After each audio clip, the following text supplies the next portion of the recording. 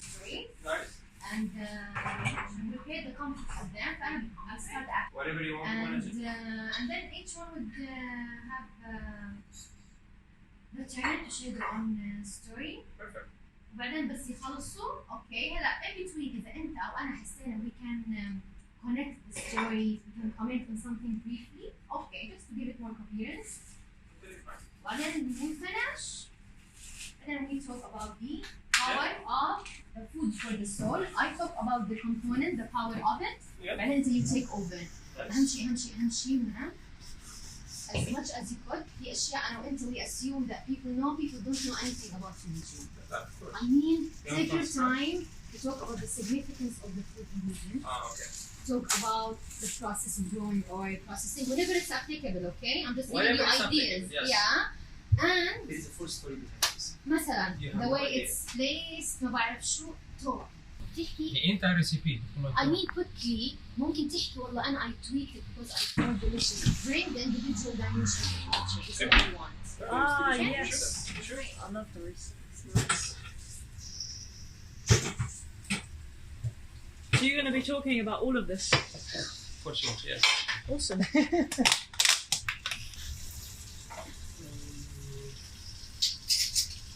Tell me what these are. What are these? These are the Tunisian bricks.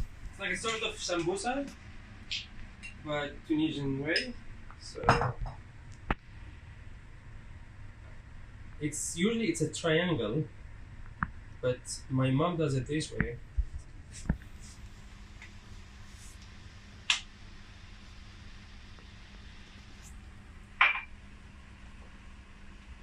So this is the couscous. So it evaporates, and you have the sauce there. Ah, nice. See? And that just goes on top. Yeah.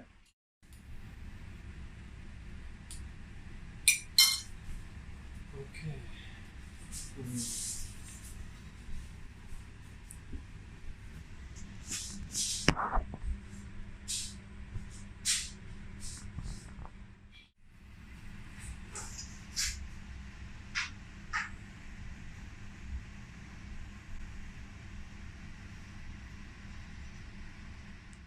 You want me to tell you what the story behind it? Yeah. Oh, there's a story behind it. There's a story behind it. Yeah, tell me. Okay, so obviously my dad, he said that I'm gonna have a naughty boy. Okay? He knew And it. whenever he's naughty in the school, so they ask him to write his name like 1,000 times. So he's like, one I'm better than I'm doing 1,000 times. And that's why he tricked my mom and he said, he registered as what I'm said about him. This is this side. Really? Wait and see. You've been there? No. Hang on. Are you a genuine representation of Tunisians? You can judge.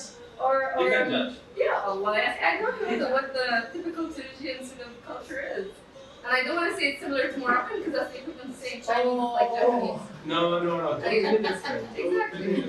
So I wanted to get that. See, we are close North Africans, but then the culture is quite Very different. different. Very different.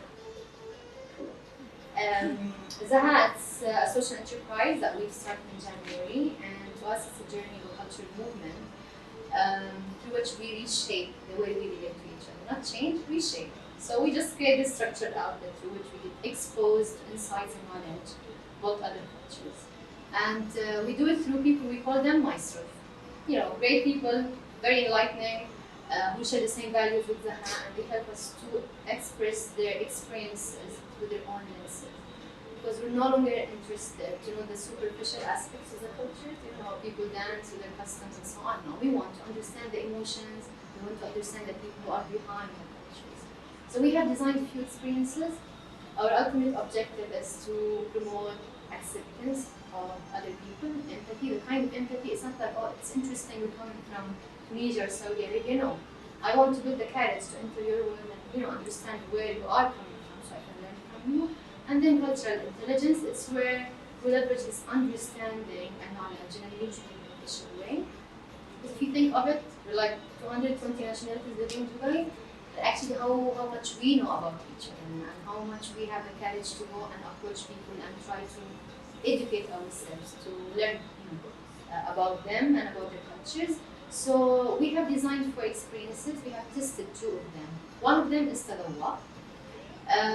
Tadawwaq in Arabic, it's to taste something physically, and metaphorically to give the sense of.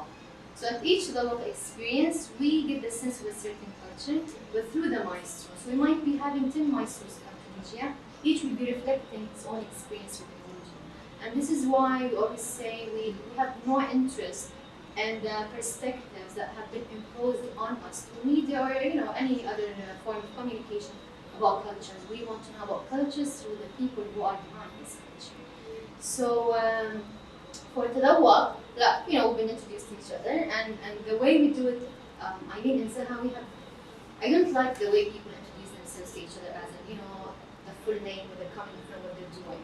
I want to know you, what's behind you, your story, rather than even being kind of impacted or influenced by where you're coming from. Because sometimes all of us have some sort of, stereotypes about people coming from different parts of the world. So we know each other's names. I don't think it's sufficient to bond and connect. Through the Tadawwaq experience tonight, we're celebrating the Tunisian culture through Min'am.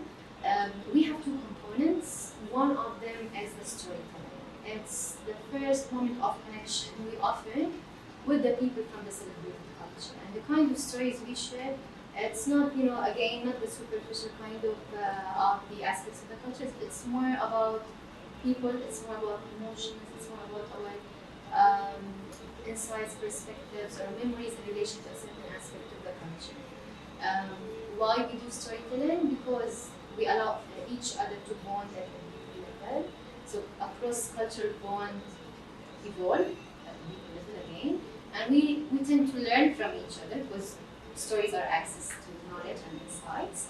And at the end of the day, you realize that we all go through the same challenge of figuring out the process of life. So it brings acceptance, brings bonding, and warmth. So so our maestro for tonight is Min'am, and I'm very excited myself personally about the story that he's bringing tonight, because we all, I don't want to generalize now because this is so against Zaha, but when you think of women empowerment and where it started and a benchmark for us, we look up at Tunisia. So over to you, Min'am. First, thank you so much for being here. My name is Marab Al-Alam. I'm Tunisian. I've been here in Dubai for 7 years, leading a company here focused on corporate social responsibility and sustainability. So trying to make this brand sustainable. It's hard work. Anyway, straightforward. Today I wanted to celebrate, when Asna mentioned Tunisia, I was like, okay, I definitely have to highlight the women experience in Tunisia, because that's something that you've been really proud of. So we don't really talk about women empowerment in Tunisia. The word empowerment is not even there, right? We talk about equality today, like total equality, gender equality in Tunisia, but then it took us hundreds and hundreds of years, to reach this situation, to say that the Tunisian woman has a status today, to celebrate and to be proud of, and to raise the flag to say, I have got equality in 100%. We are almost 100%. There is no 100% in the world, but we are almost there. We are getting there. And the entire story started 200 years BC, when a lady came from Lebanon. Her name is Alisa, and she came from the coast of Lebanon. She was escaping from her brother who was killed her.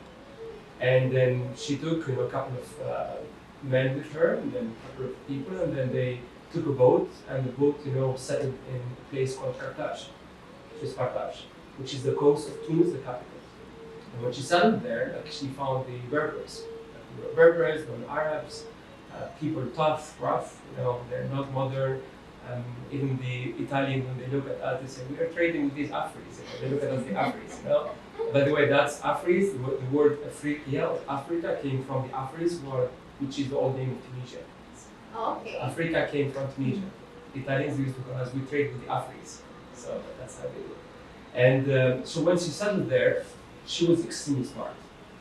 But she wanted to show people, the Berbers, how smart she is, so she can gain status there.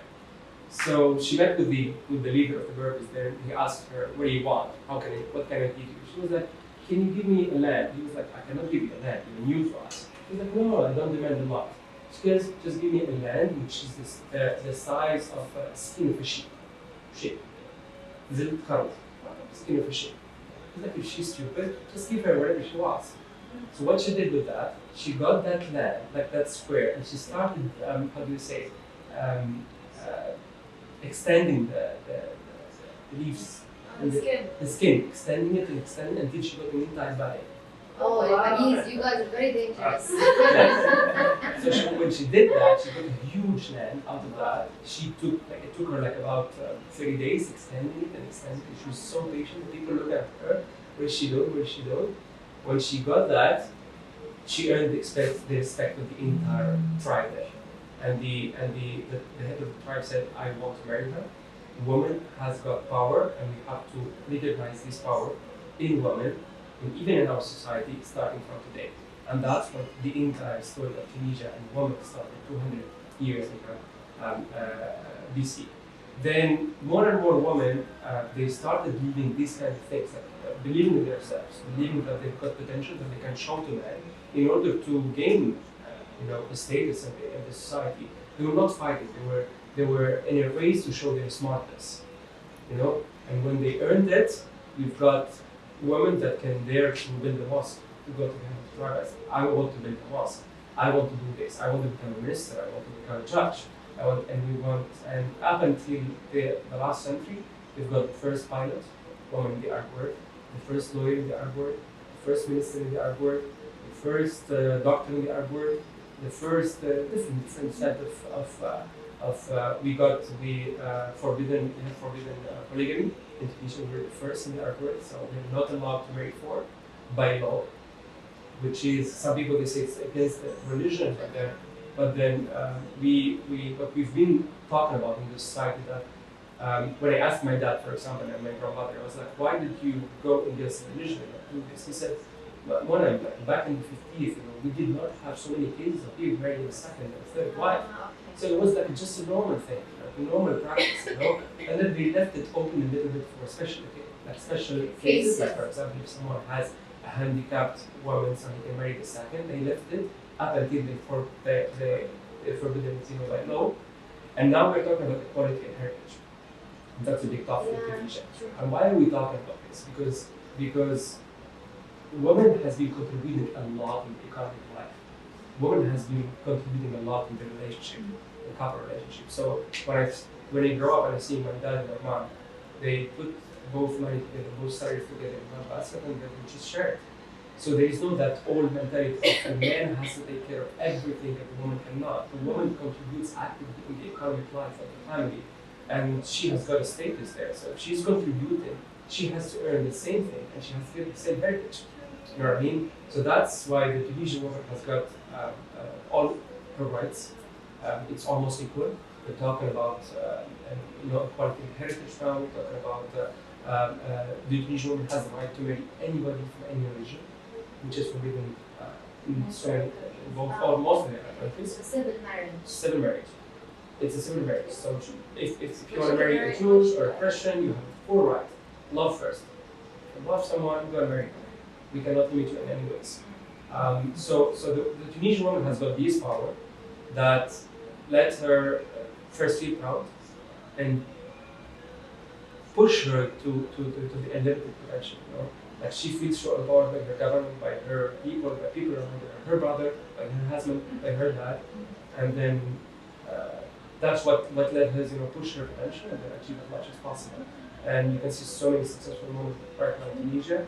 And then last Peace Prize, one of the World Peace Prize, Venus Peace Prize, one of them was Tunisian woman, part of the Tunisian quartet, and then we're extremely proud of that. She's my friend actually, and I enjoy being around her so much. And then, so this is what I wanted to celebrate today. There are so many stories in the internet that talk about the Tunisian woman. Whenever you meet a Tunisian girl or a Tunisian woman, let her speak out her experience in the Tunisian society. And she can definitely tell you a lot of stories about how she's being treated and how she's being empowered around the entire society. it's interesting because you keep pushing yourself. Like in the system, the culture. It's not only like in other Arab countries, I would say, or even I feel like in this universe, even when you look at the newborns, you feel like boys are empowered naturally. So I think it's like the other way around in Tunisia. So it's interesting. I mean, the empowerment is coming from within. It's not about giving them the space to do whatever they want. It's about having a support system that will embrace them to bring the best out of them. But to be honest, woman has proved itself in Tunisia. And when she proved it, because I'm 100% sure that woman is proving herself in different parts of the world, in all the Arab countries. Whether she's being recognized or not, that's a different story. So when she proved herself, people say she's proving herself. She's doing wonders. Why don't we recognize that? By giving her more rights, and that's what we did. So we were like quite fair. I'll say like we brought fairness to the equation. It's not giving her a right, it's her right. We brought fairness to the equation. That she's done a lot, so let's be fair with her. That's what happens. Thanks a lot. That's very inspiring. So, my mother's Emirati, but my father's British, right? And for her, at her time, this was in the early 80s, it was considered blasphemous that she married somebody, A, that was from a different nationality altogether, and B, somebody who used to be a Christian and then converted just to be with her, right? It also reminded me of a time when I remember my mom going into an industry that was considered so taboo in my local culture. She worked in television. So she was an actress, she was a director, she was a TV presenter, and news anchor for them, in Abu Dhabi TV. So to me, she took her right. She didn't ask for it. She just took it. She didn't wait for somebody to give it to her. And I think you said it. You said women sort of prove themselves. And I think over time, like even His Highness, he says, we're going to have more than 60%, if not 80% of our working population in Dubai, or even the UAE, being female. If we only look at statistics in the UAE, women are more educated than men. They continue on to do their masters and their PhD. And then I look at my grandmother. She was a woman who was so disconnected from the future. She was so ingrained in her way of being. She was so strong. She was a force to reckon with. I remember my mom, would never go against her word. And one of the things she did when I was very young was take me to the farm with her. So her name was Moza. So Moza would go to the farm and make sure that she taught me how to milk the goats, what are the names of each of her goats, what relationships she has with them. And coming from a girl whose one of her grandmothers does that, and the other grandmother teaches her how to make proper English tea, it was such a, this disconnect. So to me, I think it fascinates me how women have such an influence on a child's life. And I mean all women, so it could be a sister, a grandmother, a mother, an aunt, and their beliefs and their ways of being get filtered into you. And growing up, you take pieces and elements of it, like my grandmother's dedication towards her, her stock, and making sure that she fills this big silver steel barrel with goat's milk and bringing it back home and making some form of, we call it yigat. It's like a type of cheese. We have it with dates, and we put a little deepen, which is the animal fat, on top, and it's just so lovely with a nice cup of coffee. So how do you make the cheese out of the fresh milk? Yes. Okay. It's usually made from either goat's milk or camel milk. You can choose either, but the idea is it's a mix between savory and the sweetness of the dates. And it's just so lovely to eat. But to me, I love the fact that my life has been predominantly influenced by women, whether it's in my job, in my personal life, and I can totally relate and appreciate what Tunisia is doing with regards to emancipating women and giving them their full freedom to be who they want to be. So yeah, that's where I see how women have been so influential in my own personal life. Nice. I just wanted to say it before I forgot. Interesting. I know the label. If you don't mind, I'm going to break it. I didn't mean for you to break it. I want to know But I don't think it was deliberate. Yeah, it's okay. I wanted to, but you made it easier for me not to do it. Sarah. Some of some very nice stories, and I guess I was reflecting and thinking, okay, well, you know, I am from the UK, so I've grown up. I guess I've grown up thinking that I can do anything. It's very different experiences from what we've heard. But I'm pleasantly pleased to say that one of my closest friends, who was born and raised in the UK, is called Elisa, and her father's Tunisian. Yeah. Oh, oh, that's hilarious. Yeah. That's so Wow. So yeah, she is That's Elisa, and she's super tall, very dark skinned. So you know, and she and I, like when we go shopping, for example, she's very tall, and then she's like, Sarah, you go in the doll shoes section now, and girls go shopping. So yeah, we're quite different, but we're very close friends. So yeah, that was when you said about Elisa, I was like, I'm gonna go and tell her. Now I know where your name originates from. Yeah, but I think for me, I mean, growing up here, before I came to Dubai, I never think about the different roles and empowerment of women, because I think, you know, my mom, she's now retired, but she was a teacher, and you know, my father now has his own business, so I grew up and I wanted to. I was quite independent from an early age, so very different.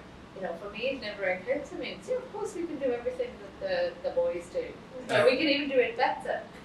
So yeah, very different upbringing, so different values. So yeah, I mean, but how it's changed. So both my grandmothers were housewives. Well, I say housewife. One was a housewife. Actually, my paternal grandmother had 8 children, and they.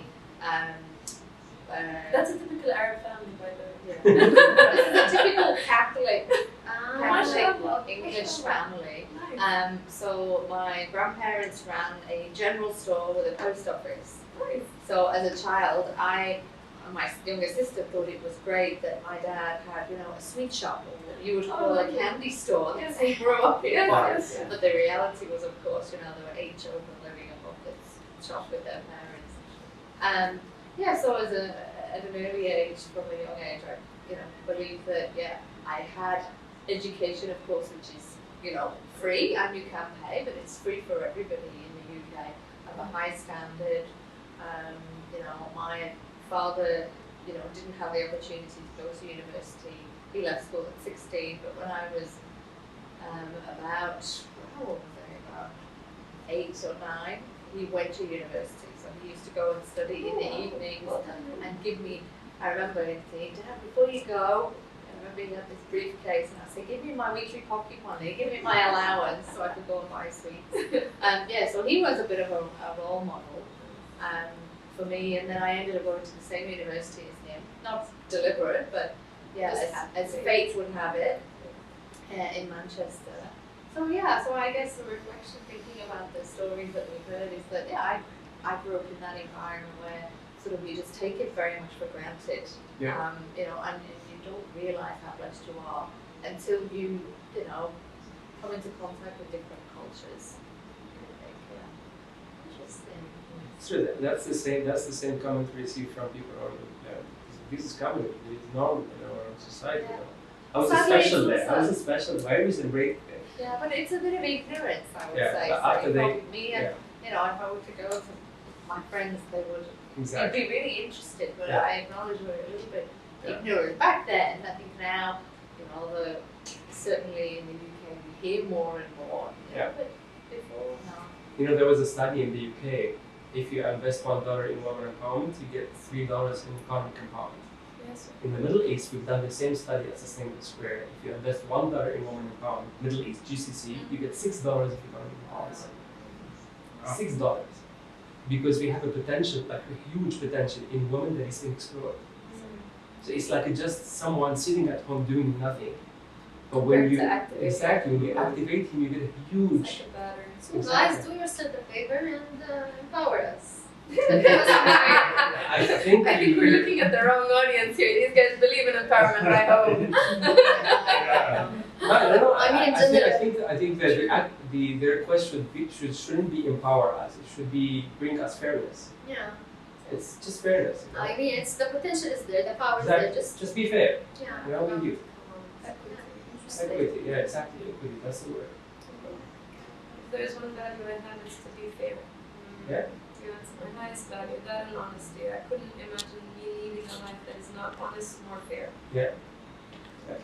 Fair is a big, complicated topic. Yeah, for sure. And it's subjective. Yeah. Yes, different ideas of fence. Interesting. Yeah, Shaquille. And I get to hear that a lot. I'm sure, and I'm sorry, but it was just holding on to me since our last meeting. I understand. So with this topic of women empowerment, I think I will bring out something which is very important and very close to my heart, which I experienced when my father died. And my mother, she was a housewife at that time. And because she was living like, a very simple and very comfortable life, I would say. And we were 7 kids altogether, so she did not have enough tools or knowledge in her hand to maybe give us all some proper upbringing, I would say, because of the shelter that my father created all of that time. But I witnessed that she really very quickly could able to grasp the tools and the power that needed to shelter us and maybe give us a basic or decent, I would say, upbringing. And from there on, and within my family, I realized how important it is to give these tools to women or within our society for not only just as just a woman, but for a whole generation to come. So I think I benefited from that, and I'm very much into that. I help my elder 3 sisters to be able to grab those tools as early as possible. And mashallah, now all of them are entrepreneurs and very happy in their lives. Amazing. Shaquille, where did you grow up? I was born in Pakistan, and I was very young when I had to move to UK in England to maybe earn my bread, I would say. Yeah, so I just started it's very complex. I lived in many different countries, so I don't know where I belong or what culture. That's a very interesting topic. Yeah. I get confused at times because I was very much focused towards working and looking after my family, or maybe establishing my business. Maybe early 25 years of my life, I just solely focused on work. I didn't know anything else, no fun or no friends or anything. Alhamdulillah, that allowed me to retire early, which I retired last year, and now I'm putting up, as I was just telling you, a humanitarian project. So I'm just starting a TV channel, and I would love to learn my religion, Islam. So I was very disconnected at some point, and now I think it's about time. And this is one of the reasons I'm putting up a university and TV channel. But it's a huge a lot of other things connected to this whole project. And it is a non-profit project. So let's see how it goes. Yeah. I think you touched upon something that I've been discussing with a friend of mine.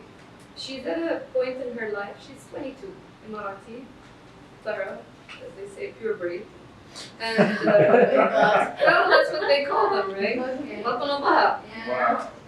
And at 22 years of age, she is still in internal conflict with what her values are. And one thing that we forget to maybe teach our kids, that say, I gave you my values because they've led me in my life, and I think they're the right values to instill in you. But you can change them according to your context, your new experiences. And it goes back to what you were talking about, that your values should naturally evolve and change towards your context and sort of experiences in life. And people are, especially your community and parents, I think society is very quick to judge. when you make a conscious decision to hold values close to your heart, it is a personal choice, right? Like it's, but بالعكس, I think, like going back to your concept of what is my culture, I think culture is a collection of our own values. And there might be values that are shared commonly in a population of, say, 1 million, if we were a country, right? But then there are values that are moved within the individual, which is why I completely adore your concept of Zaha. Because it is my culture through my eyes, through my set of experiences and my set of And you matter, your perspective matters as well. Yes. The other day I was thinking, one of the experiences we were sharing the rituals of Friday. When I went through it, to me it was very emotional. It was literally the moment I wake up. Okay, I have strong bonding with the land, so like the freshness of the soil, it's turned up, down, whatever, you know. I would wake up early just to connect, just to smell it. To me, it's very reviving. And then I would follow my mom and get the water from the well, and then prepare. So like, if you ask my siblings what would be their Friday rituals, it would be something different. So, and this is why we want to explore the cultures through the lenses of the street, you know, we want, and this brings like an additional layer to the rituals and the beauty of cultures. So, very true. We're so excited that we're having you tonight from Saudi. You're the first explorer from Saudi Arabia, by the way. Thank you so much. I enjoyed it. Very beautiful discussion. And I'd like to comment about this culture of women. As you all know that in Saudi Arabia, the past year was big for all women in Saudi Arabia. Things have changed in a big way, in a good way as well. Driving was a big issue. Everyone expected that, oh, women will drive now. They've been driving for a few months. It's okay. Everyone is accepting it. We don't see any problems in the society. Stadiums, football stadiums, now they're allowed to go. Families are allowed to go. We haven't seen but only good things and enjoyment. Restaurants, many restaurants before this, all restaurants used to be separated. Families in a section and single men single men in a section. Now many restaurants are okay, they sit together. We all go and sit mixed. There's no problem, everyone is enjoying the food, the discussion, and people are happy and normal. Life is being normal. So another thing is jobs. Unemployment rate is going down. They call it Saudiization. The Saudiization or whatever, the jobs. So women are getting more jobs. So it's changing a lot. And the good thing is the culture, the society is accepting it. That is very important. That's a good thing, inshallah, for the country. Another subject is the culture. What is the culture? That's a question that's very difficult. Within Saudi Arabia, the culture of Saudi Arabia, we know the history. The culture is different from place to another, not from place to another. It's a huge Saudi Arabia. From within Jeddah itself, there are different cultures. There are some people like, I go to their house, they don't use the table, they eat on the floor and eat. Others, when I go and visit them, you have to sit in we call it Sadr al-Majlis, but you have to sit in the center of the room, and then you have to speak and to thank everyone. It's part of the culture, so different cultures within city, within Hijaz or within Saudi Arabia. So I believe that we have to do things like this, gather and understand the different cultures. I don't have to understand what exactly is your culture, but I have to understand how to deal with whatever is different. True. I believe in that, and these gatherings will enrich this in the people and will give the understanding of the different cultures and dealing with them. Thank you so much. Coming to Saudi very soon. Inshallah. Thank you for that. No, it's a pleasure to have you. We're very happy for what's happening in Saudi. We're very proud of it. Inshallah, more to come. Inshallah. We lifted the Yes, the Yeah. Lebanese Australian. Yes. Okay. Oh, Yeah. now I have two Australians from an Arab background. I have an Egyptian Australian and a Lebanese Australian. Wow, nice. So I was born in Lebanon, Okay. and my parents migrated just before the Civil War in the 70s, late 60s. I was a year old when we went there, and I grew up, for all intents and purposes, as an Australian. Minus a few very specific Australian attributes, like drinking and other things, but for all intents and purposes, Australian mindset, which is very different than the Arab mindset, as you do. So, my cultural story with regards to women empowerment in Australia, when you're in Australia, it's as if you're in the UK. Small women do whatever. It's very, it's fine. It's not like this region or the Middle East in general, where women equality has been there for many years, decades. So my biggest culture shock happened when I went to Lebanon for the first time. I think it was about 19. So it was in the late 90s. Big culture shock. Going to Lebanon and experiencing the people there compared to what I've grown up with. And the Lebanese I interacted with in Australia with my parents. At the school I went to, there was not that many. When we changed school, then there was a few more Lebanese in the secondary school. But still, they were Lebanese and also grew up there. So they weren't, didn't get exposed to the Lebanese culture. It was very different experience. You know, I was excited to go back to Lebanon at the same time. There was a bit of fear and hesitation. Because around my family, they treated me as a foreigner because I hadn't grown up with it in Australia. And then at the same time, didn't truly fit in the Australian culture or Australian people. So they, I wasn't fair or normal or typical Australian people that you might imagine. And they also treated me. So there's a bit of a culture disconnect there that I've been in Dubai now since 2003. And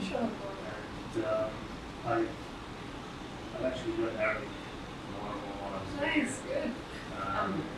My first language is English, obviously. It's so funny when people say that they came here, they decided to stay for a year, and then 10 years later, they're still here. They leave the world. So from the get-go, I came to the region and I started working in Saudi. Oh, So wow. English wasn't spoken much back then, about 2000, Some 2001. of the workers in Saudi sound Saudi when they speak in their dialect. Yeah, right? So, I have to, يعني bon chapeau to you guys on that side. It's so cool to so watch. I had to learn Arabic immediately. What helped me was my parents sent me to Arabic school in Australia. Okay. Just to instill some Basics. culture,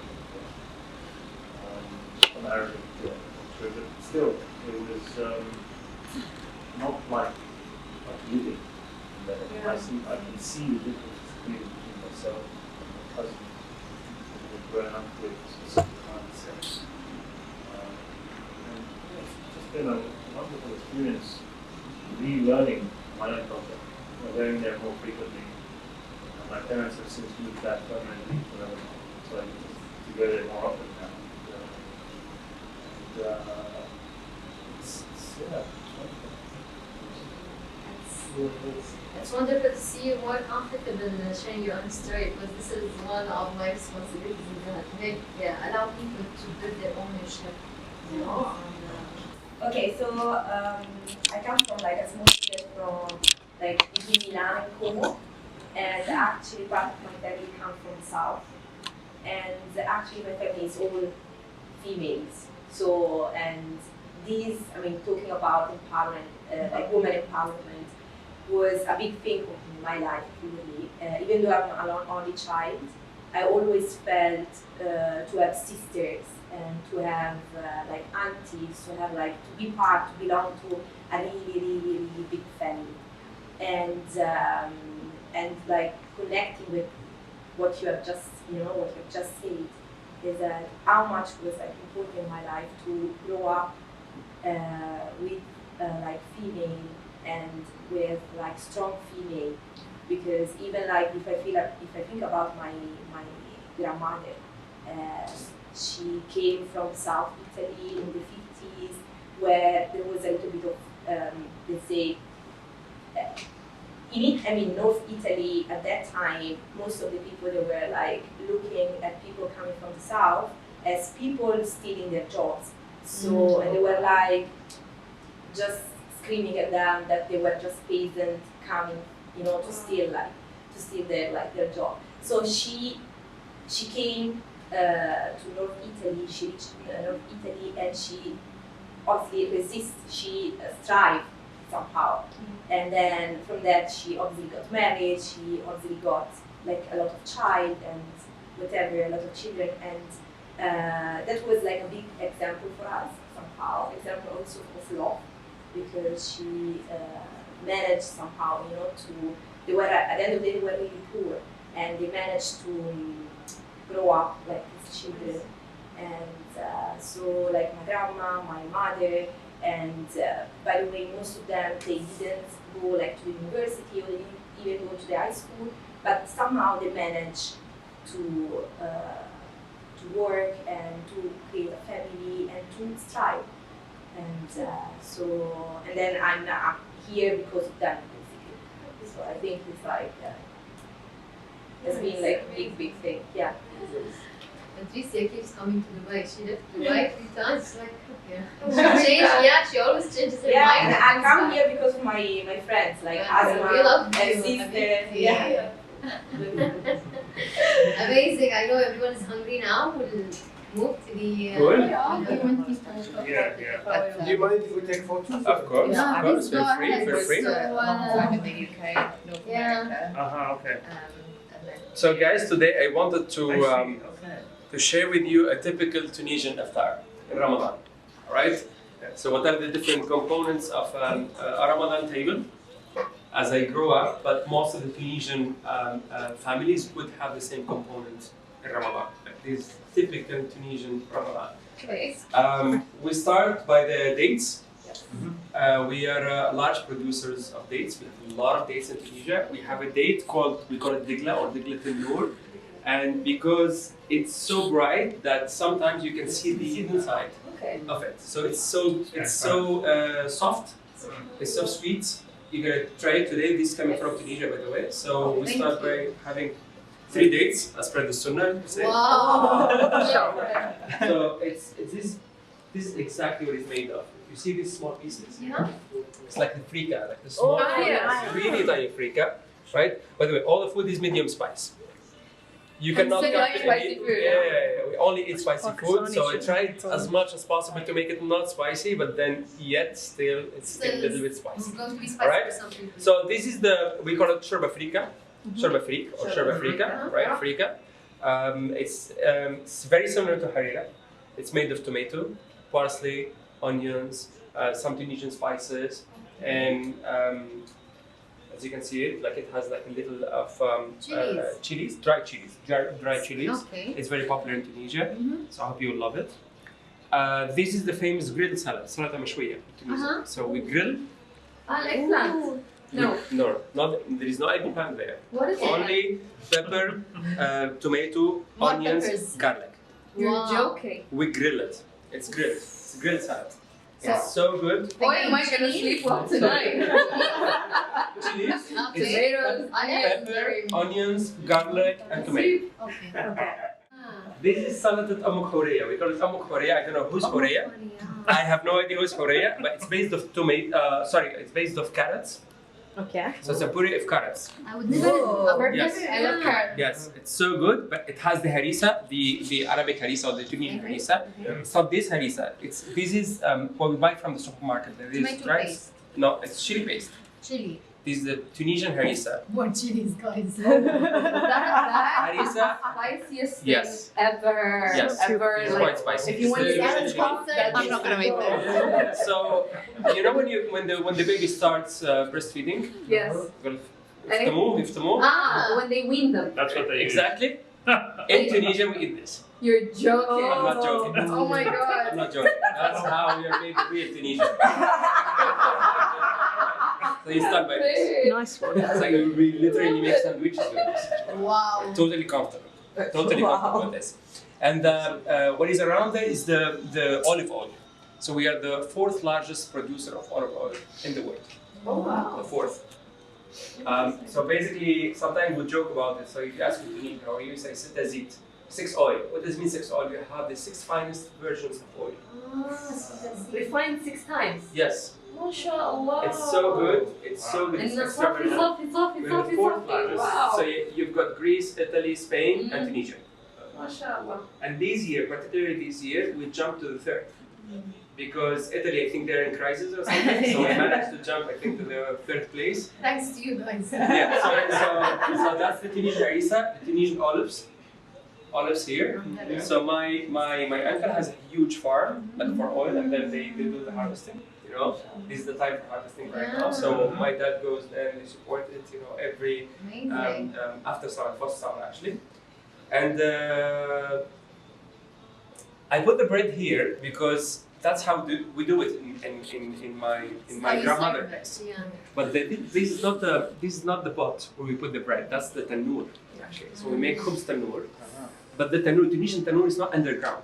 Then? It's on the top. Oh, interesting. So it's on the top. So you use it exactly like this. It's serving, of course, and then we make the bread like in the sides. yes, okay. Exactly. So I wanted to reflect it in a way. So it's not underground tannoor. It's like on the top of the. So that's how we make it. Tunisian brick. So the brick is a kind of pastry. It's kind of sambusa. Okay. My mom does not want to fry it. Okay. Usually it's fried, deep fried, but I don't want to fry it, so I put it in the oven. Good, Didn't really look, but it's so good. Yeah. You want to try it? Nice. This is the couscous. Hang on. Nice. Hold the phone. As a North Can you do that again? I have to get this. This is an Insta moment. with a boomerang. So that's the Tunisian couscous. So we have in Tunisia we don't have one couscous. We have couscouses. Really? So many couscous. So many couscous. In terms of size or flavor? Flavor. Flavor. So we have the couscous with fish, couscous with meat, with chicken, okay, wait, Sorry. with vegetables. Okay, I thought We the have actual- so many others. But my question is, Yes. this is very important because we have the maftool in Palestine, so it's Yes. made of wholesome flour.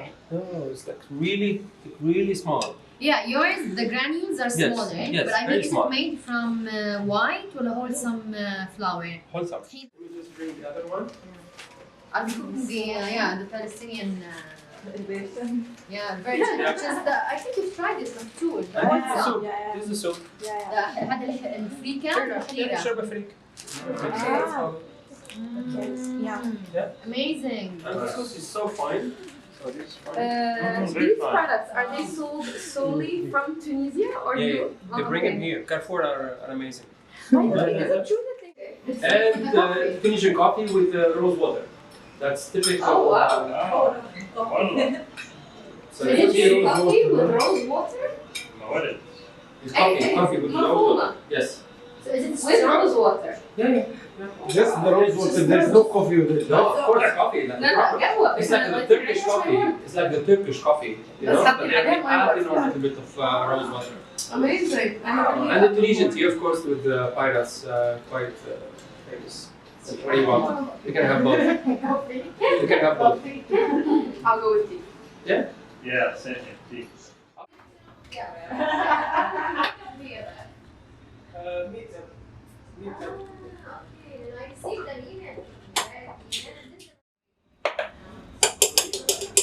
So let that Look.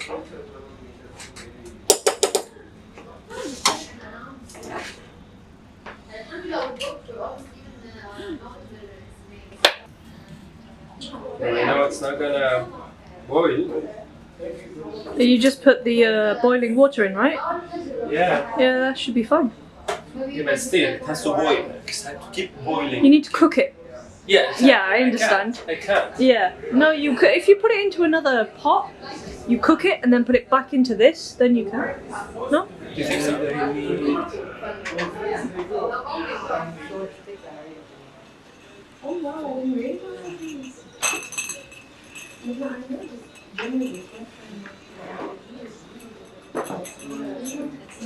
It's full. Zaha by itself. True. Yes. One of those, I guess. Rice, like bread.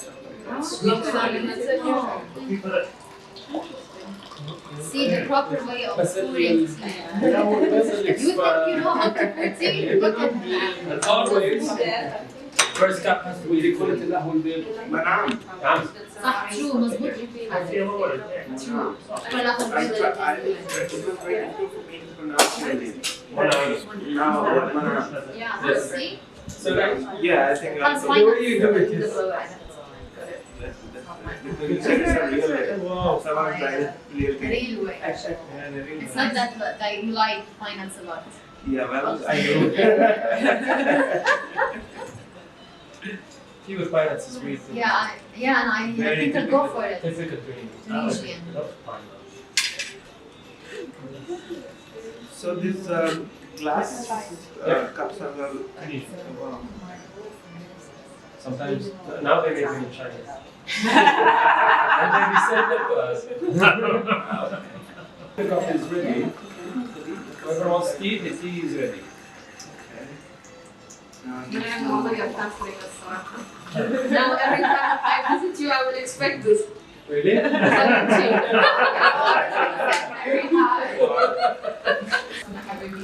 مرة بلاد من ماما تعالي شوفي الأكل اللي I'm missing one. It's okay. هلا once So don't take tea. it toppings there. I hope you like it. I thought rice pudding. Not rice No, pudding. I was thinking hazelnut. Hazelnut. So this is traditional Yeah. Tunisian. Yeah. In Ramadan we do that. We do different types of desserts, but then this is one of them. ما شاء الله عليكم use lots of nuts. Yeah. Yeah. And the decoration might vary. I know You it's can a do whatever you personal want. style. You know, I just put whatever I had here, or just on the top, but then please, guys, enjoy. So like And the cream is whipped cream or No, cream? no, cream. So it's milk, baking powder. إبداع. طيب ابدا. Wallah. You like it? It's about to cry. I even tried it.